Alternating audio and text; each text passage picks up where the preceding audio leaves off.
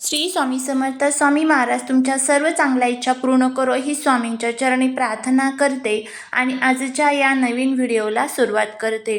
आत्ताच्या या सध्याच्या धावपळीच्या जीवनामध्ये प्रत्येक आईला वाटतं की माझ्या मुलांची प्रत्येक क्षेत्रामध्ये प्रगती व्हावी। मग ते क्षेत्र त्यांचं अभ्यासाचं असेल, नोकरीचं असेल, शिक्षणाचं असेल किंवा इतर कोणतंही असू शकतं। किंवा माझा मुलगा किंवा माझी मुलगी सध्या खूप लहान आहे, त्यांच्यावरती कोणत्याही प्रकारची वाईट संकट, दुःख, दोष, दारिद्र्य जे आहे तर ते येऊ नये। जीवनातील सर्व समस्या, सर्व अडचणी ज्या आहेत तर त्या दूर राहाव्यात, यासाठी प्रत्येक आई वडील हे खूप प्रयत्न करत असतात। आणि त्यासाठीच आपल्या हिंदू धर्मग्रंथांमध्ये काही प्रभावी असे उपाय सांगितले जातात। या पवित्र तिथींवरती जर आपण हे प्रभावी असे उपाय केले तर याचा खूप चांगला फायदा हा आपल्याला होत असतो। मंगळवारी आलेली आहे भोगी, त्यानंतर बुधवारी असणार आहे मकर संक्रांत, गुरुवारी असणार आहे क्रिकांत। तर आपल्याला या 3 दिवसांपैकी कोणत्याही एका दिवशी आपल्या मुलांसाठी हा जो एक अतिशय प्रभावी असा उपाय जो आहे तर तो करायचा आहे। एक वेळेस तुम्ही उपाशी राहिले तरीही चालेल, पण प्रत्येक आईने किंवा वडिलांनी आपल्या मुलांसाठी इथे हा जो एक दिवा आहे तर तो लावायचा आहे। हा दिवा जर लावला तर मुलांच्या अभ्यासात प्रगती होईल, नोकरीत यश मिळेल, मुलांवर कधीच वाईट संकट येणार नाही, जीवनातील सर्व त्यांच्या ज्या काही इच्छा आहेत, आकांक्षा आहेत, सर्व इच्छा पूर्ण होतील, असा हा प्रभावी उपाय आपल्याला करायचा आहे। हा उपाय कसा करायचा, कोणत्या वेळेत करायचा, याबद्दलची सर्व माहिती आज या व्हिडिओमध्ये मी तुमच्यासोबत शेअर करणार आहे। त्यामुळे तुम्ही हा व्हिडिओ स्किप न करता शेवटपर्यंत नक्की पहा।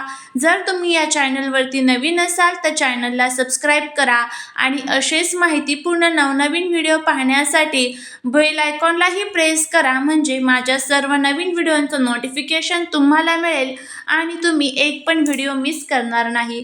त्याचबरोबर कमेंटमध्ये श्री स्वामी समर्थ लिहायला अजिबात विसरू नका, जेणेकरून स्वामींची तुमच्या कुटुंबावर, तुमच्या मुलांवर अगदी भरभरून अशी कृपा होईल। दिवा हा बुद्धीचे, ज्ञानाचे आणि त्यागाचे प्रतीक असतो। दिवा लावल्यामुळे आपल्या आयुष्यातील अंधार हा जो आहे तर तो दूर होतो आणि एक सकारात्मक दृष्टिकोन किंवा सकारात्मक ऊर्जा ही आपल्याला या दिव्यामुळे मिळत असते।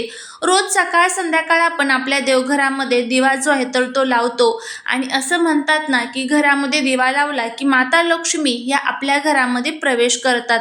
असंच काहीतरी असतं। जर आपण मुलांसाठी हा जर दिवा लावला तर आपल्या मुलांच्या जीवनातील अंधार हा दूर होतो।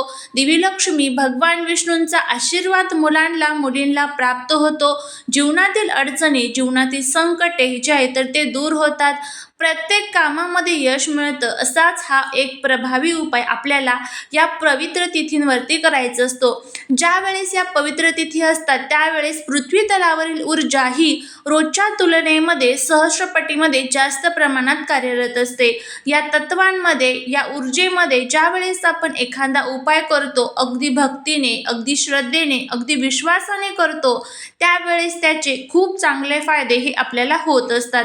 त्यामुळे प्रत्येक उपाय हा विश्वास ठेवून मनामध्ये कुठेही किंतु परंतु न येऊन देता करत चला, त्याचे खूप चांगले फायदे हे तुम्हाला नक्कीच होतील।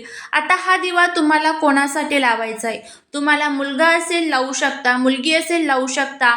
आता घरामध्ये जर 2 मुलं आहेत, 2 मुलांसाठी सेपरेट वगैरे लावायचा का? तर अजिबात नाही। तुमच्याकडे 2 मुलं आहेत, 2 मुलांसाठी एकच दिवा जो आहे तर तो तुम्ही लावू शकता। सपोज तुमची मुलं जी आहेत तर ती बाहेरगावी शिक्षणासाठी असेल, नोकरीसाठी असेल किंवा इतर कोणत्या उद्योगधंद्यासाठी असेल, तर त्यांच्यासाठी तुम्ही हा दिवा कसा लावायचा ते सुद्धा व्हिडिओच्या शेवट सांगणार आहे। त्यामुळे व्हिडिओ हा स्किप न करता शेवटपर्यंत पहा। चॅनलवरती जर नवीन असाल तर सबस्क्राईब करून कमेंटमध्ये जय माता लक्ष्मी लिहायला विसरू नका, जेणेकरून माता लक्ष्मीची तुमच्या कुटुंबावर, मुलांवर अगदी भरभरून अशी कृपा होईल। मुलांच्या संदर्भात प्रत्येक आई वडिलांना एक असाच प्रश्न असतो की मुलं लहान असतात पण काय होतं, खूप अभ्यास करतात पण अचानकच त्यांचं अभ्यासातील जे लक्ष आहे तर ते कुठेतरी विचलित होतं, कुठेतरी त्या ज्या काही नकारात्मक गोष्टी आहेत तर त्याचा प्रभाव हा त्यांच्या जीवनावरती, त्यांच्या वागण्यावरती, त्यांच्या बोलण्यावरती पडत असतो।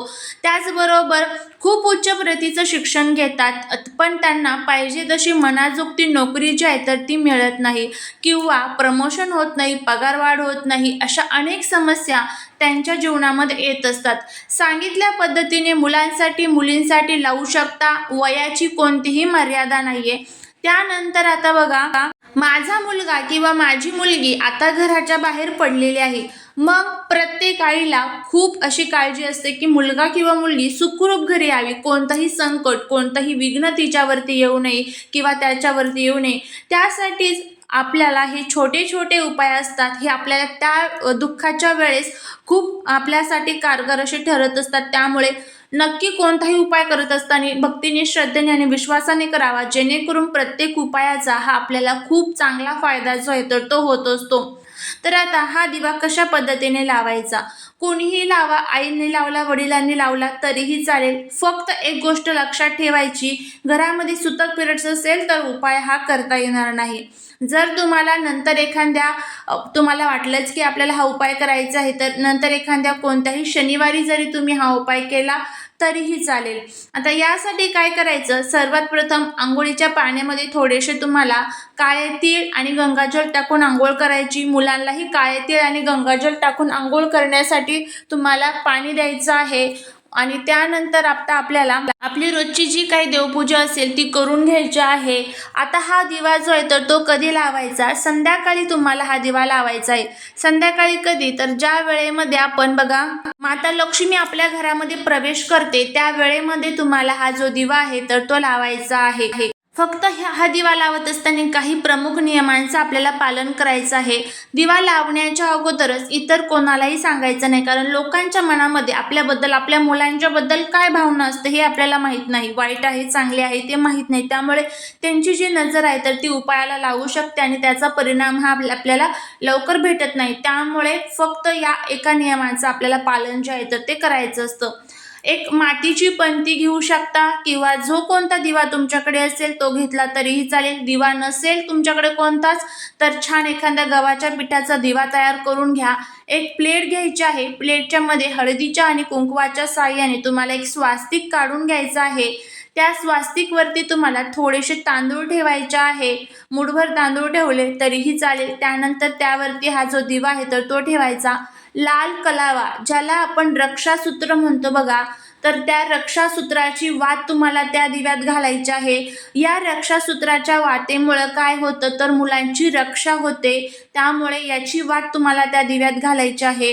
दिव्यामध्ये तुम्हाला तिळाचं तेल घालायचं आहे, कारण भोगीच्या दिवशी तिळाला विशेष महत्त्व आहे, सर्वांनाच माहीत आहे. पण सपोज जर कोणाकडे तिळाचं तेल नसेल तर काय करा, जे कोणतं तेल असेल तुमच्याकडे तर ते घाला आणि त्यामध्ये थोडेसे तुम्हाला पांढरे किंवा काळे तीळ जे असतात तर ते घालायचे आहे. जर तिळाचं तेल नसेल तर अशा पद्धतीने तुम्ही करू शकता. आता दिवा प्रज्वलित करायचा, देवाला हळदी, कुंकू, अक्षदा अर्पण करायच्या.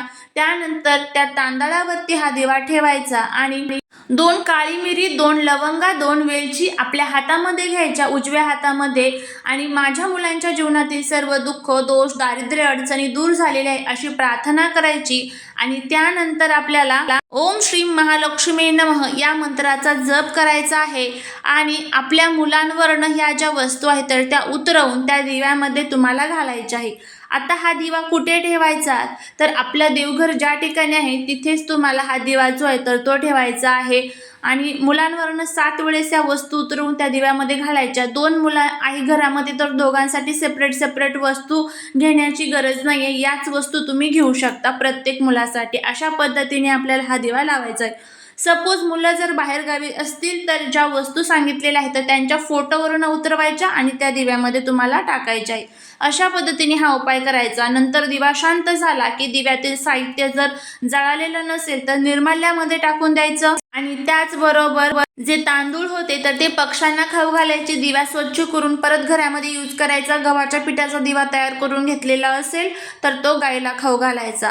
आणि जी प्लेट आहे तर ती सुद्धा परत घरामध्ये यूज करू शकता. अशा पद्धतीने हा जो उपाय आहे तर तो करायचा आहे. करून बघा, नक्कीच तुम्हाला त्याचा फायदा होईल.